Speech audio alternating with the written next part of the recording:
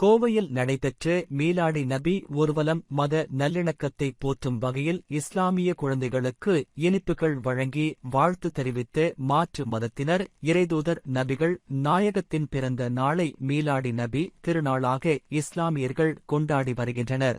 அதன்படி நபிகள் நாயகத்தின் பிறந்த நாளன்று மத நல்லிணக்கத்தை வலியுறுத்தி பேரணிகள் நடத்தப்படுகின்றன. இந்நிலையில் கோவை கோட்டைமேடு பகுதியில் நடைபெற்ற மீலாடு நபி ஊர்வலத்தில் சமூக ஒற்றுமையை காப்போம், சகோதரத்துவத்தை போற்றுவோம் போன்ற பதாகைகளை ஏந்திய சிறுவர் சிறுமியர் ஊர்வலமாக சென்றனர். ஊர்வலமாக வந்த குழந்தைகளுக்கு காங்கிரஸ் மனித உரிமை துறையைச் சேர்ந்த பலர் பிஸ்கட்டுகள், குளிர்பானங்கள் மற்றும் இனிப்புகளை வழங்கினர். மத நல்லிணக்கத்தை போற்றும் விதமாக மற்ற மதங்களைச் சேர்ந்தவர்களையும் ஒன்றிணைத்து சமூகங்களுக்கு இடையே நல்லுறவை வளர்க்கும் நோக்கத்துடன் ஒவ்வொரு ஆண்டும் இதுபோன்று மீலாடி நபி ஊர்வலத்தில் கலந்து கொள்பவர்களுக்கு உணவுப் பொருட்கள் வழங்குவதாக தெரிவித்தனர்.